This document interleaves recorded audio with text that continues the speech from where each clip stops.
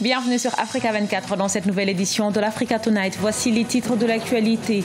Le président Denis Sassou Nguesso encourage les chefs de tribus libyennes à œuvrer pour le retour de la paix en Libye.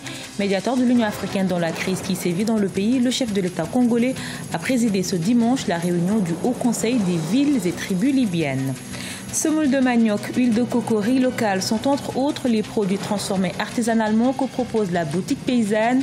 Créée en 2016, elle entend promouvoir les produits agricoles finis 100% made in Côte d'Ivoire. Et puis le Togo, un tissu royal de la région ouest du Cameroun, a gardé ses lettres de noblesse. La jeune créatrice Lise Ngouané entend le sublimer à travers ses créations qu'elle qualifie de tradis modernes. Mais tout d'abord, Brazzaville, la capitale congolaise, a abrité ce dimanche la réunion du Haut Conseil des villes et tribus libyennes. En sa qualité de président du comité de haut niveau de l'Union africaine sur la Libye, le chef de l'État, Denis Sassou Nguesso, s'est entretenu avec la délégation conduite par Ageli Abdousalam Breni, l'occasion pour le président congolais de réaffirmer la place des tribus en Libye et leur rôle pour une sortie de crise. On l'écoute. Au sommet de Brazzaville, tenu le 9 septembre 2017,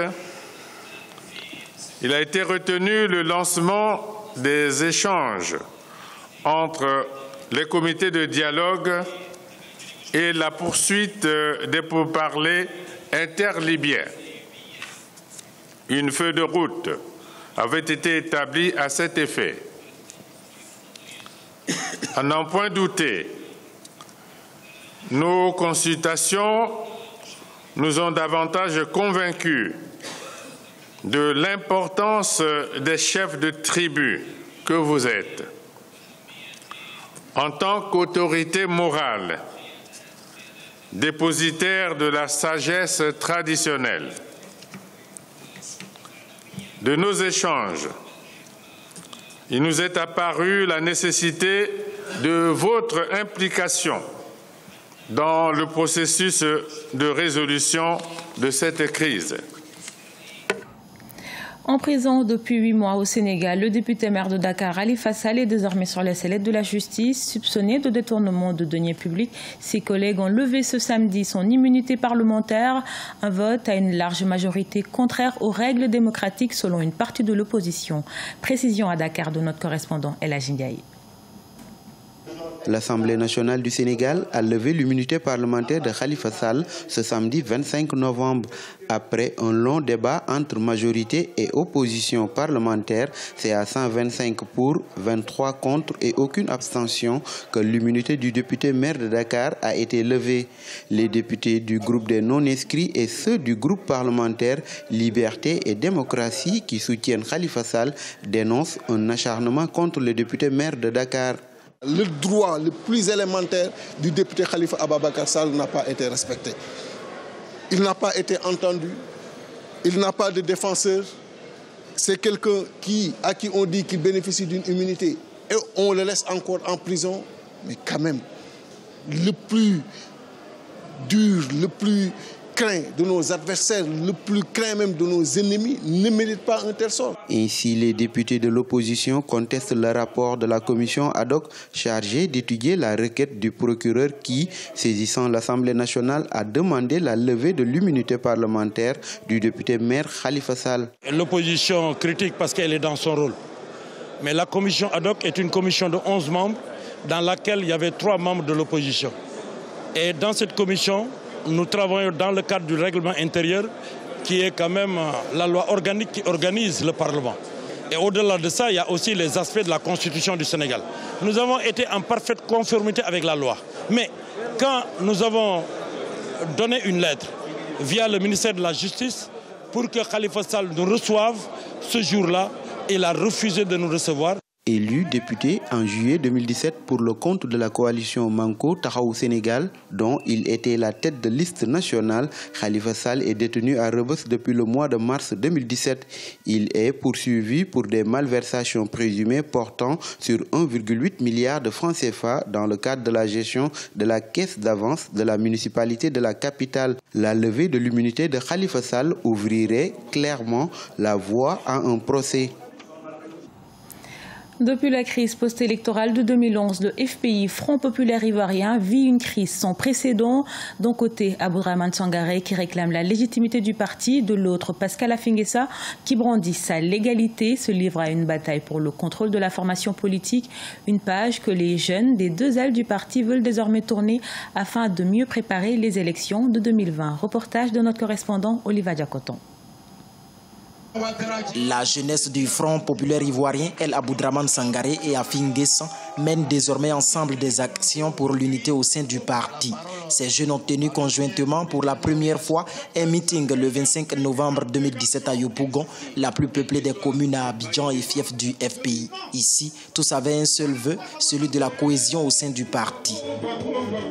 L'unité au sein du Front populaire ivoirien, elle est inévitable. C'est très simple.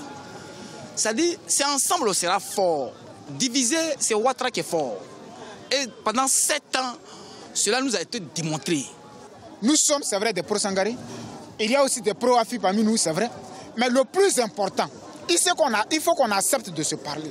Si les jeunes pro-Afi, pro-Sangaré se sont assis pour dire qu'il faut aller à l'unité, je pense que les cadres pourront nous écouter. Ces jeunes prévoient une tournée dans toutes les communes d'Abidjan jusqu'au 6 décembre 2017.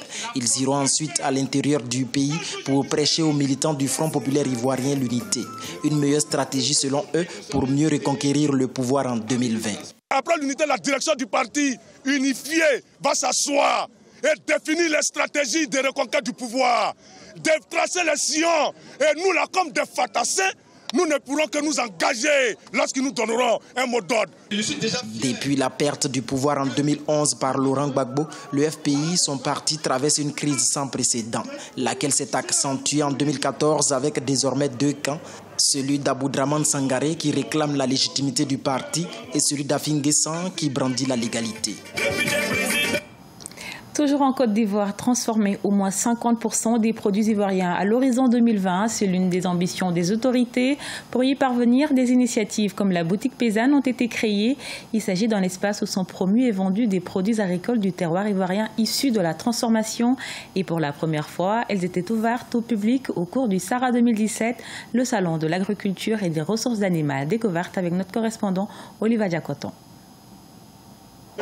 La boutique paysanne, c'est l'un des nouveaux concepts en vogue pour la valorisation, la commercialisation des produits finis agricoles made in Côte d'Ivoire. Elle s'est lancée ce défi en août 2016 avec 20 coopératives. Aujourd'hui, elle en compte 90. Semoule de manioc, huile de coco, riz local sont autant de produits locaux transformés artisanalement que propose cette vitrine à la clientèle dans ce Sahara 2017. Certains partenaires étaient surpris de savoir que tant de produits existent en Côte d'Ivoire. Mais après, on a vu qu'on a beaucoup vendu. Et tous les fournisseurs ici présents ont fait leur marché. Il y en a qui étaient obligés de renouveler les stocks, simplement parce que vendre à la boutique ou déposer ses produits à la boutique paysanne, c'est une marque.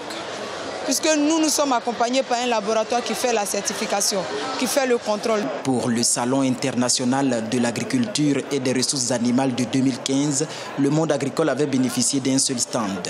Les autorités lui ont octroyé 50 espaces de valorisation des produits agricoles pour l'édition de 2017. Elle s'engage à accompagner la boutique paysanne pour conquérir les marchés étrangers avec les produits finis locaux. Vous avez une diaspora africaine à travers le monde qui apprécie les produits locaux. Vous avez une boutique paysanne. L'idée maintenant, c'est de vous appuyer pour que vous puissiez exporter ces produits et que vous ayez des points de vente dans ces pays-là. Le Salon international de l'agriculture et des ressources animales est le plus grand rendez-vous de l'économie agricole en Afrique de l'Ouest. La 4e édition s'est tenue du 17 au 26 novembre 2017 à Abidjan. La 5e est prévue pour 2019.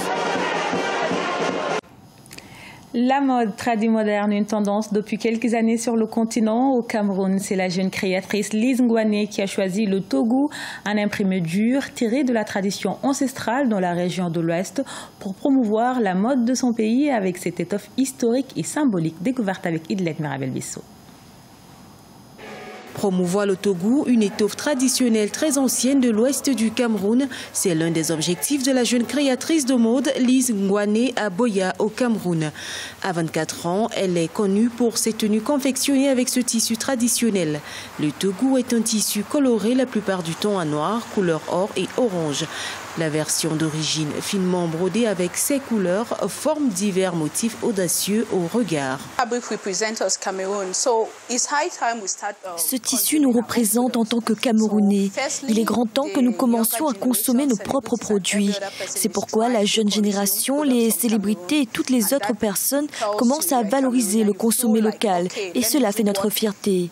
Je pense que c'est la raison pour laquelle les gens s'intéressent au tissu tougou, notamment les jeunes designers qui présentent de belles créations avec ce tissu.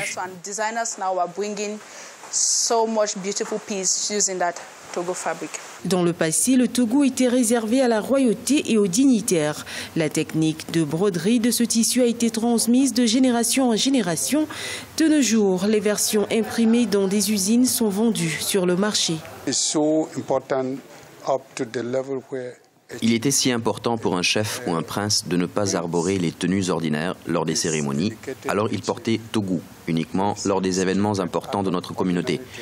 Le tougou est et reste l'identité de notre culture.